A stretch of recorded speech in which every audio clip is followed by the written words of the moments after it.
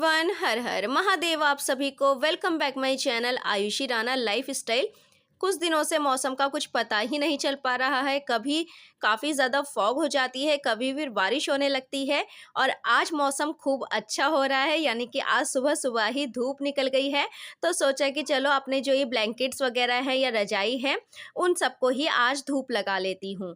तो आज ना सुबह जल्दी ही धूप निकल गई थी और इस तरह से धूप निकल जाए ना सुबह सुबह तो काम जो है हमारे काफ़ी हद तक आसान हो जाते हैं। तो अभी मैं छत पर ये रजाई डाल के आ जाऊँगी, इतने इसके धूप लगेगी, इतने फिर मैं अपनी जो रूम की क्लीनिंग होती है मेरी डेली की, मैं फिर वो कर लूँगी। और आज मैं आपके साथ अपने रूम की क्लीनिंग शेयर करने वाली हूँ, क्योंकि यूजुअली मैंने अपने घर की क्लीनिंग तो आपके साथ काफ़ी बार शेयर करी हुई है, बट मैं अपने रूम की क्लीनिंग किस तरह से करती हूँ, आज मैं आपके साथ वो सब शेयर करने वाली हूँ।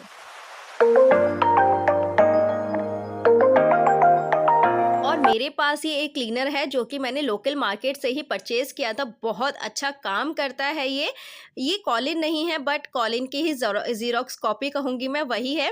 तो कॉलिन की तरह ही काम करता है। आप इससे फर्नीचर वगैरह या ग्लास वगैरह कुछ भी आप इससे क्लीन कर सकते हैं और आराम से ये अच्छे से क्लीन कर भी देता है सारी चीज़ों को।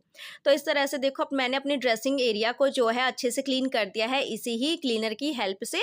और इस तरह से जो है ड्रेसिंग एरिया पे डेली एक कपड़ा लगा दो ना तो धूल मिट्टी जो है वो आती नहीं है, और जो फर्नीचर वगैरह है या जो भी सामान है हमारे घर में या रूम में या कहीं पर भी, तो वो एकदम अच्छे से साफ दिखाई भी देता है और हमेशा साफ रहता भी है।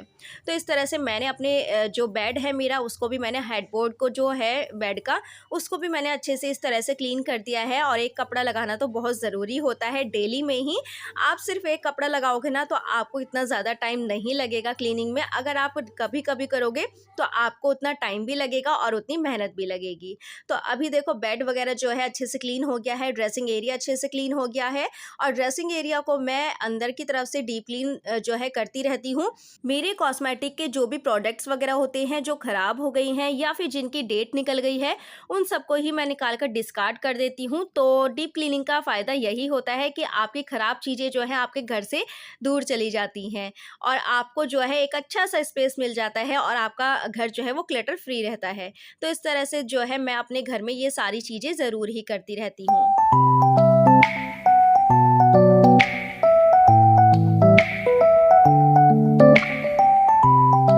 तो रूम की अच्छे से क्लीनिंग करने के बाद मैंने ऑन कर दिया है अपना ये अरोमा डिफ्यूज़र।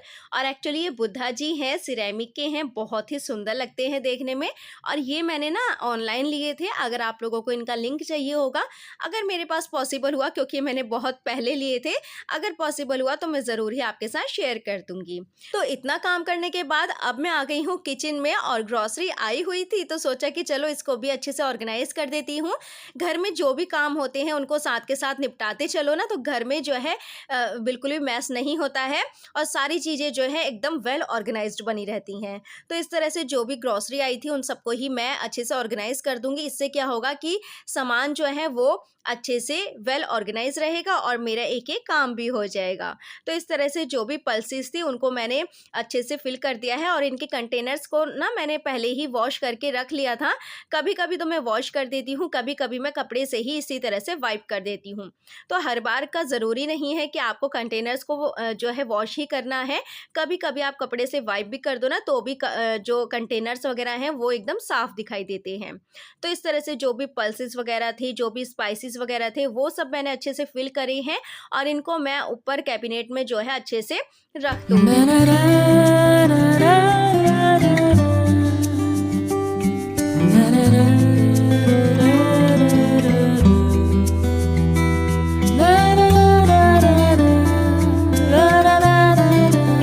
कभी कभी हम अपने घर के कामों से इतने ज़्यादा बोर हो जाते हैं ना कि हमारा मन ही नहीं करता है करने का और फिर हम सोचते हैं कि चलो छोड़ो, ये फिर कभी हो जाएगा काम। और इसी तरह से जो है काम टलता जाता है और हमारा काम जो है वो बढ़ता जाता है और हमारे घर में एक पूरा फुल मैस क्रिएट हो जाता है।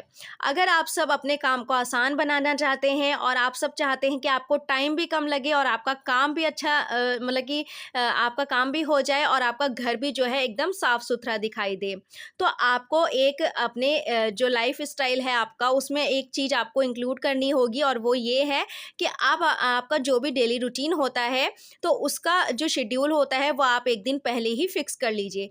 आप सोच लीजिए कि कल मुझे ये काम निपटाने हैं, उसी तरह से आप उसी हिसाब से सुबह जल्दी उठकर अपने काम को निपटाइए और अपने जो भी आपने शेड्यूल फिक्स करा है उसको आप कंप्लीट करिए। तो इस तरह से जो है घर एकदम साफ-सुथरा दिखाई देगा। आप देखिए जिस तरह से मैंने आपको लास्ट वीडियो में बताया ही था कि मेरे घर में ग्रोसरी आने वाली है, और जैसे ही ग्रोसरी आई तो मैंने इसको अच्छे से जो है वेल ऑर्गनाइज़ करके रख दिया है, और अब इस तरह से मेरा काम जो है वो हो गया है।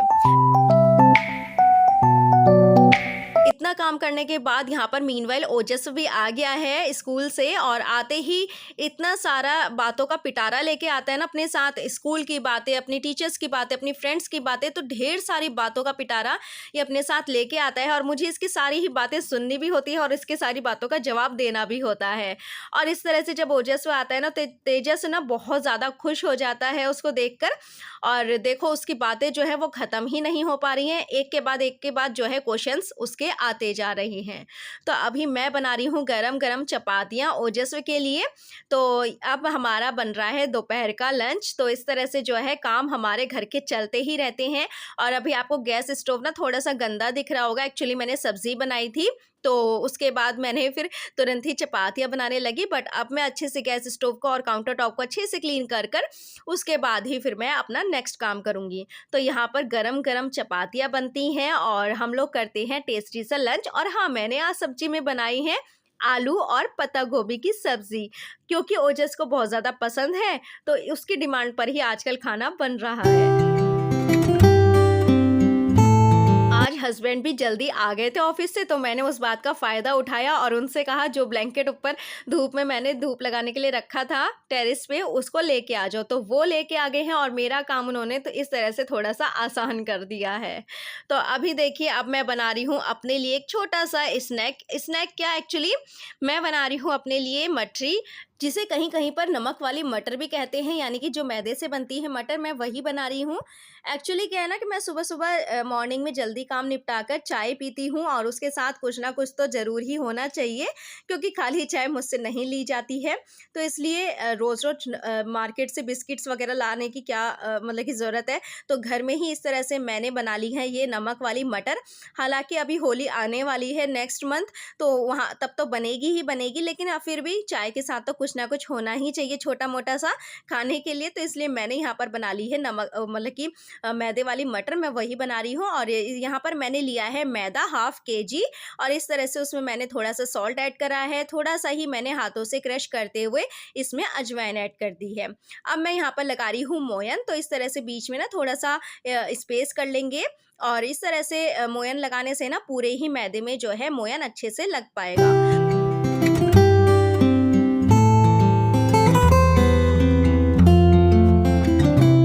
मोयन देखो इतना लगना चाहिए कि हमारी जो मुट्ठी है वो आराम से बंध रही है और ये टूट भी नहीं रहा है। अब मैंने यहाँ पर लिया है गुनगुना सा पानी, उसी से ही मैं यहाँ पर नीड करूँगी मैदे को, क्योंकि अभी मौसम जो है वो ठंड का ही है, तो इसलिए आटा और मैदा चाहे जो भी चीज़ आप लोग इस तरह से कुछ भी नीड कर रहे हो ना, फ्लोर, तो उसको ना आप जो है गर्म पानी से ही नीड करो। उससे क्या होता है, डो जो होता है वो बिल्कुल सॉफ्ट बनता है, एकदम सॉफ्ट बनता है, और रोटी, चपाती, पूड़ी जो भी आप लोग बनाते हो तो वो बहुत अच्छी टेस्टी बनती हैं, और काफ़ी जो है मतलब कि मुलायम भी बनती हैं इस तरह से गर्म पानी से आटा गूँधने से।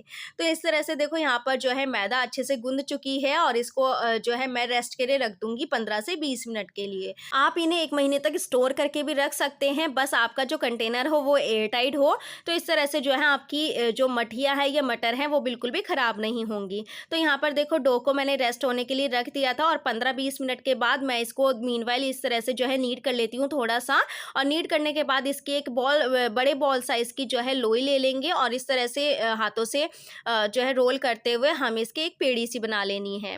अब इस पेड़ी को हमें जो है अपने काउंटर टॉप पर बेल लेना है। आप ज़रूरी नहीं है कि काउंटर टॉप पर ही बेलें, आप इसको चकले पर भी बेल सकते हैं, आप इसको किसी परात के मतलब कि परात की बैक साइड भी बेल सकते हैं, आप किसी इसके प्लेट के बैक साइड भी इसको बेल सकते हैं, क्योंकि जो हमारी ये रोटी बनती है ना मैदे की, ये काफ़ी बड़ी बनती है, तो इसलिए मैं काउंटर टॉप पर ही इसको जो है बेल रही हूँ। और वैसे भी मैं हमेशा काउंटर टॉप पर ही, चाहे रोटी पराठा कुछ भी बनाऊँ तो मैं हमेशा काउंटर टॉप पर ही बनाती हूँ, क्योंकि मुझे वही आदत है और मेरे से चकले पर नहीं बनाई जाती है। तो ख़ैर मैंने काउंटर टॉप को अच्छे से क्लीन कर दिया था, उसके बाद ही मैंने जो है अपनी ये मठियाँ जो मटर हैं उनको मैंने इस तरह से बना लिया है। नाइफ़ की हेल्प से आप किसी भी शेप में इनको कट कर लीजिए और कट करने के बाद इस तरह से एक प्लेट में निकाल लीजिए। अब आप लोग सोच रहे होंगे कि मैं किस तरह से निकाल रही हूँ, ये तो ऑयल में जाकर चिपक जाएँगी, बट ऐसा बिल्कुल भी नहीं है। जब ये ऑयल में जाएँगी ना तो ये खुद ब खुद अपने आप खुलती जाएँगी और जो है मतलब कि बिल्कुल भी चिपकेंगी नहीं आपस में। तो इस तरह से देखो मैं एक और आपको बना के दिखा देती हूँ। एक बॉल साइज़ की लोई लेनी है, उसको हमें इस तरह से बेल लेना है, ना ज़्यादा पतला ना ज़्यादा मोटा। इसकी थिकनेस जो है वो एकदम परफेक्ट होनी चाहिए। अगर ज़्यादा पतला कर दोगे ना तो वो पत्ते-पत्ते से लगेंगे, और अगर आपने ज़्यादा मोटा कर दिया तो आपके मुँह में मैदा आएगी कच्ची।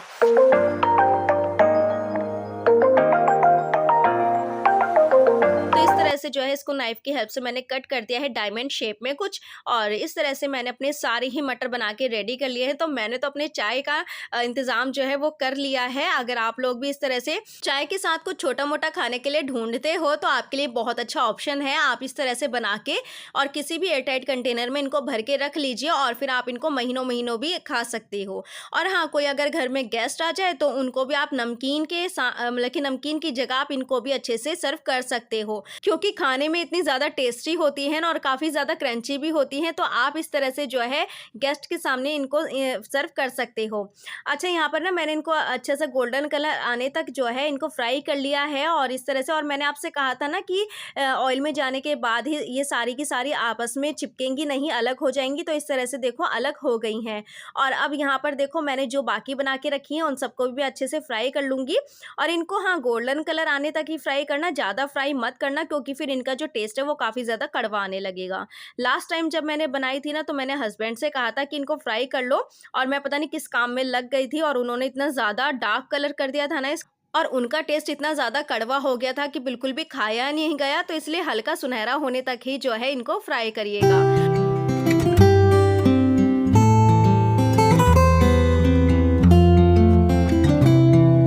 और हाँ, जब मैंने मैदे का डो लगाया था ना तो तभी इसमें मैंने हाफ़ कप सूजी भी ऐड कर दी थी, और मतलब कि आधी किलो मैदे में हाफ़ कप सूजी मैंने मिलाई है। इससे क्या होगा कि हमारी जो ये मठियाँ हैं, यानी कि जो ये हमारी मटर हैं, ये काफ़ी ज़्यादा क्रिस्पी बनेंगी और खाने में काफ़ी ज़्यादा टेस्ट आएगा। बट ये एकदम ऑप्शनल है, अगर आप लोग नहीं डालना चाहते तो ना भी डालिए। तो यहाँ पर देखिए बनकर सारी तैयार हो गई हैं, और एक मैं आपको तोड़ के भी दिखाती हूँ कि कितना अच्छा ये कितनी क्रंची सी जो है ये हमारी मटर बनकर तैयार हो गई हैं। तो फ्रेंड्स अब आ गए हैं हम इस वीडियो के एंड पर। होपफुली कि आप सबको ही पसंद आया होगा मेरा ये व्लॉग। अगर आपको कुछ भी अच्छा लगा हो ना तो मुझे कमेंट करके ज़रूर बताना, लाइक करना और शेयर करना, और मुझे काफ़ी सारा मोटिवेशन देना। तो मिलते हैं अभी नेक्स्ट वीडियो में। और हाँ, जिसने सब्सक्राइब नहीं करा है तो वो जल्दी से जल्दी सब्सक्राइब भी कर लो, मेरे इस वाले चैनल को भी, और मेरा जो दूसरा चैनल है शॉर्ट्स विद आयुषी, उस पे मैं सारी कॉमेडी वीडियोस डालती हूँ, तो उसको भी जल्दी से जल्दी सब्सक्राइब करके बेल आइकन पे क्लिक कर देना। तो इसमें इसको मैंने देखो इस तरह से स्टोर करके रख दी हैं, और यहाँ पर देखो जितना भी ऑयल था ना तो वो इस पेपर पे आ गया है। तो एकदम ये जो है ऑयल्स नहीं है इन मठियों में बिल्कुल भी, और ये काफ़ी क्रिस्पी, काफ़ी क्रंची और काफ़ी टेस्टी मठियाँ बनकर यहाँ पर तैयार हो गई हैं मेरी। तो मिलते हैं नेक्स्ट वीडियो में। Okay friends, bye bye and take care.